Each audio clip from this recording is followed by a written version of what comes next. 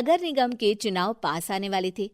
पूरे कानपुर शहर में टिकट को लेकर मारामारी शुरू थी, लेकिन सबसे ज्यादा चर्चा में वार्ड नंबर 40 की सीट थी। वो इसलिए क्योंकि इस बार वहां की सीट महिला के लिए आरक्षित थी।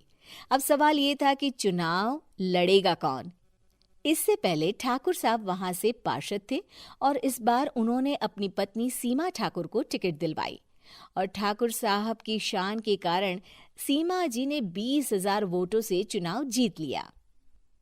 अरे बधाई हो सीमा भाभी, अब तो आप वार्ड की पार्षद बन गई हैं। अब तो हमारे काम आप ही करवाएंगी। अरे ये तो सिर्फ नाम की पार्षद बनी है, वो तो महिला सीट आ गई, वरना पार्षद तो मुझे ही बनना था। अब भले ही चेहरा इसका होगा, लेकिन पावर तो मेरी ही होगी। अरे वाह भाई साहब, क्या दिमाग लगाया है आपने भी। आइए आप लोग, खाना लगा दिया है सबके लिए।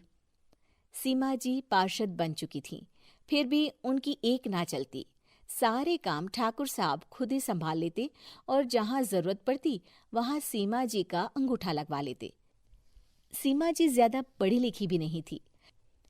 एक दिन ठाकुर साहब और सीमा एक प्रोग्राम में जाते हैं। अरे ठाकुर साहब, आप आ गए। ओहो, पार्षद मैडम भी आ गई हैं।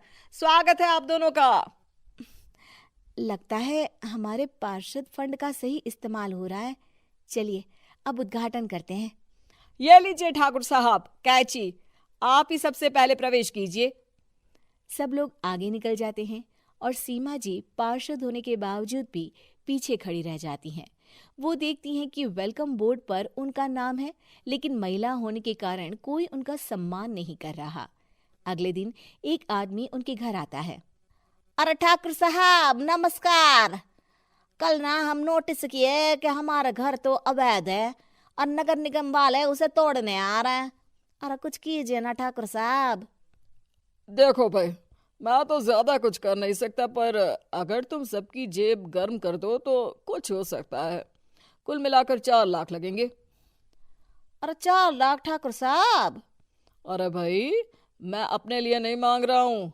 दरोगा है, इंजीनियर बाबू है, बड़े साहब है, सबको देना पड़ता है ना थोड़ा थोड़ा। बोलो है मंजूर? तभी वहां अचानक सीमा जी आ जाती हैं। अरे ये आप क्या कर रहे हैं? पहले इन्हीं लोगों से तो आपने वोट मांगे, अब इनसे ही पैसे ले रहे हो। अरे चुप रहो तुम, तुम्हारा काम है सिर्फ अंगूठा लगाना, तुम वही किया करो। मुझे दूसरे काम तुम मत सिखाओ, समझी? और तुम ना जाओ, अब पैसे लेकर आओ, वरना जेसीबी किसी भी वक्त आती होगी। सब कुछ ऐसे ही चलते रहता है। एक दिन सीमा जी और ठाकुर साहब को एक लोकल मीटिंग में बुलाया जाता है। वहां पर कई और अधिकारी लोग भी मौजूद रहते हैं। अब मैं चाहूंगा कि ठाकुर साहब हमारे बीच 2 शब्द कहें। मेरे प्यारे भाइयों और बहनों, आज मेरा सौभाग्य है कि मैं आप सबकी सेवा दिन रात कर पा रहा हूं। आपने मेरी पत्नी को भारी मतों से जिताया है, इसलिए मैं आप सभी का शुक्रगुजार हूं। मैं आप सबसे वादा करता हूं कि हमेशा की तरह हमारे वार्ड में किसी को कोई तकलीफ नहीं आने दूंगा। सभी लोग तालियां बजाने लगते हैं। अब मैं माननीय पार्षद मैडम को स्टेज पे बुलाना चाहूंगा।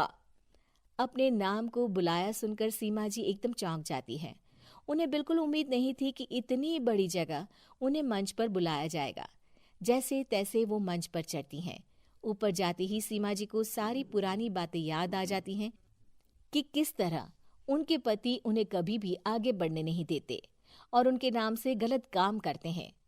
वो बोलने लगती हैं। मैं आपके वार्ड की पार्षद सीमा हूं। आप में से बहुत कम लोग ही मुझे जानते होंगे, क्योंकि इससे पहले मुझे कभी ऐसा मौका ही नहीं मिला। सारे मौके मेरे पार्षद पति यानी आपके ठाकुर साहब ही लेते रहे, लेकिन आज ये मौका मुझे मिला है तो मैं इसे ऐसे ही नहीं जाने दूंगी। मैं आपको ये बताना चाहती हूँ कि आपके ठाकुर साहब मेरे नाम की आड़ में गैर कानूनी काम करते हैं, जिस पर अंगूठों के निशान मेरे होते थे। इसीलिए मैं अपनी गलती मानती हूँ और आज अपने पद से इस्तीफा देती हूँ, ताकि आगे से कोई गलत काम ना हो पाए। अब फैसला आप सबके हाथ में है कि आप हमें क्या सजा देना चाहते हैं। सीमा जी की बातें सुनकर ठाकुर साहब के चेहरे का रंग उड़ जाता है और वो शर्म से मुंह नीचा करके वहां से चले जाते हैं और पद से इस्तीफा देकर ही सही सीमा जी अपने आप में आत्मविश्वास महसूस करती हैं।